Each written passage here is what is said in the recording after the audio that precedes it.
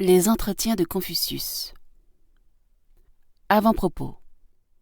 Ce livre contient les enseignements de Confucius, les questions et les réponses qui ont été faites sur l'étude de la sagesse et le gouvernement de l'État dans les entretiens du maître avec ses disciples, avec les princes et les ministres de son temps, et qui ont été écrites par ses disciples. Voilà pourquoi ce recueil est intitulé littéralement « Explications et réponses ». Chapitre 1 1.1 Le maître dit « Celui qui étudie, pour appliquer au bon moment, n'y trouve-t-il pas de la satisfaction ? Si des amis viennent de loin recevoir ses leçons, n'éprouve-t-il pas une grande joie ? S'il reste inconnu des hommes et n'en ressent aucune peine, n'est-il pas un homme honorable ? 1.2 Yu Tzu dit « Parmi les hommes naturellement enclins à respecter leurs parents, à honorer ceux qui sont au-dessus d'eux, peu aiment à résister à leurs supérieurs. Un homme qui n'aime pas résister à l'autorité et cependant aime à exciter du trouble ne s'est jamais rencontré. Le sage donne son principal soin à la racine. Une fois la racine affermie, la voie peut naître. L'affection envers nos parents et le respect envers ceux qui sont au-dessus de nous sont comme la racine de la vertu. 1.3 Le maître dit « Chercher à plaire aux hommes par des discours étudiés et un extérieur composé est rarement signe de plénitude humaine. » 1.4 Zheng Tzu dit « Je m'examine chaque jour sur 3 choses. Si, traitant une affaire pour un autre, je ne l'ai pas traitée sans loyauté, si, dans mes relations avec mes amis, je n'ai pas manqué de sincérité, si je n'ai pas négligé de mettre en pratique les leçons que j'ai reçues. 1.5 Le maître dit « Celui qui gouverne une principauté, qui entretient 1000 chariots de guerre, doit être attentif aux affaires et tenir sa parole, modérer les dépenses et aimer les hommes, n'employer le peuple que dans les temps convenables. » 1.6 Le maître dit « Un jeune homme, dans la maison, doit aimer et respecter ses parents. Hors de la maison, il doit respecter ceux qui sont plus âgés ou d'un rang plus élevé que lui.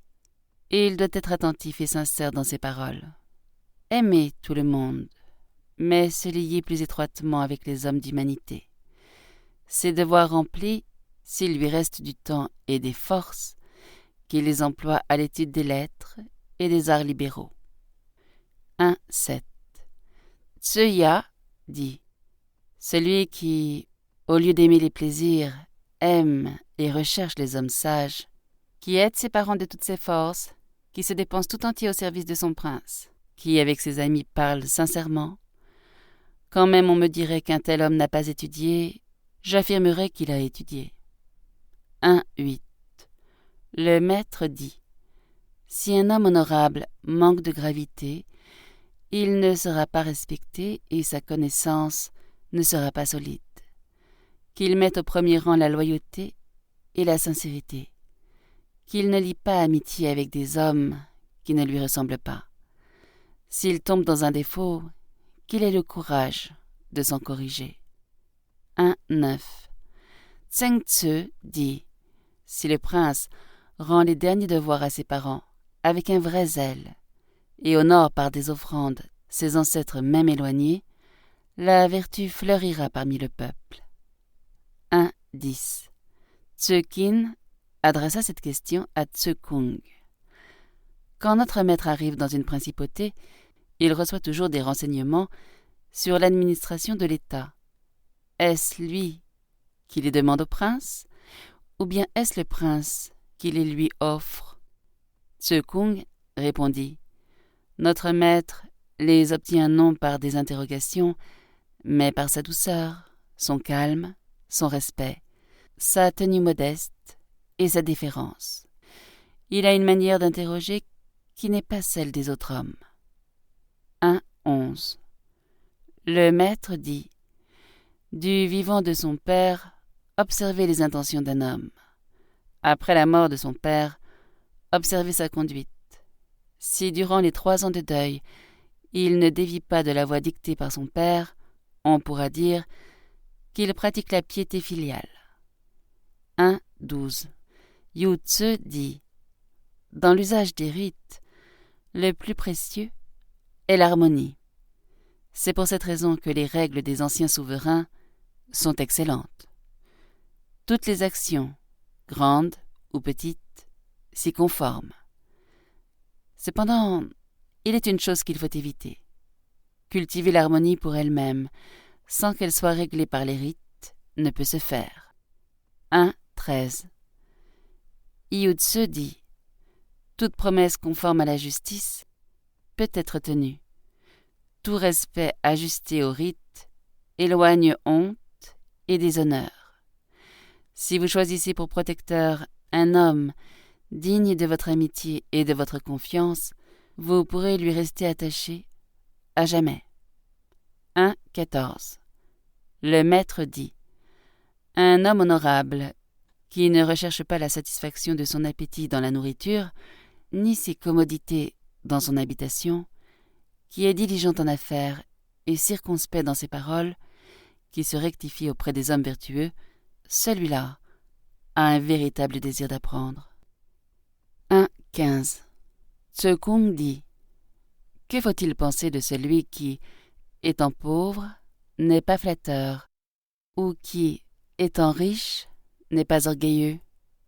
Le maître répondit « Il est louable, mais celui-là l'est encore plus, qui, dans la pauvreté, vit content, ou qui, au milieu des richesses, reste courtois. » Tse Kung répliqua « On lit dans le livre des Odes « couper et limer, tailler et polisser ». Ces paroles n'ont-elles pas le même sens ? Le maître repartit « Je peux enfin parler avec toi du livre des Odes. À ma réponse à ta question, tu as aussitôt compris le sens des vers que tu as cités. » 1.16.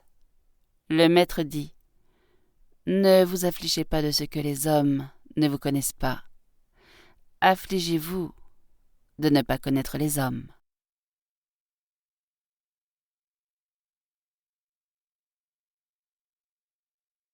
Chapitre 2. 2.1. Le maître dit « Celui qui gouverne un peuple par la vertu est comme l'étoile polaire qui demeure immobile pendant que toutes les autres étoiles se meuvent autour d'elle. » Le maître dit « Les odes sont au nombre de 300. Un seul mot les résume toutes. Penser sans dévier. » 2.3. Le maître dit « Si le prince conduit le peuple au moyen des lois et le retient dans l'unité au moyen des châtiments, le peuple s'abstient de mal faire, mais il ne connaît aucune honte. Si le prince dirige le peuple par la vertu et fait régner l'union grâce au rite, le peuple a honte de mal faire et devient vertueux. 2.4. Le maître dit « À 15 ans, ma volonté est étendue vers l'étude. À 30 ans, je m'y perfectionnais. À 40 ans, je n'éprouvais plus d'incertitude. À 50 ans, je connaissais le décret céleste. À 60 ans, je comprenais, sans avoir besoin d'y réfléchir, tout ce que mon oreille entendait. À 70 ans, en suivant les désirs de mon cœur, je ne transgressais aucune règle. » 2.5. Meng Yitse, ayant interrogé sur la piété filiale, le maître répondit « Elle consiste à ne pas contrevenir. » Ensuite, alors que Fan Tzu conduisait le char de Confucius, ce dernier lui dit « Meng Yitse m'a interrogé sur la piété filiale. Je lui ai répondu qu'elle consiste à ne pas contrevenir. » Fan Tzu dit « Quel est le sens de cette réponse ?» Confucius répondit « Un fils doit aider ses parents durant leur vie, selon les rites, leur faire des obsèques et des offrandes, après leur mort, selon les rites. 2.6. Meng Hu Pe, ayant interrogé le maître sur la piété filiale, reçut cette réponse. Les parents craignent par-dessus tout que leur fils ne soit malade. Un bon fils partage cette sollicitude de ses parents et se conforme à leurs sentiments. Il ne néglige rien de tout ce qui sert à la conservation de sa personne. 2.7.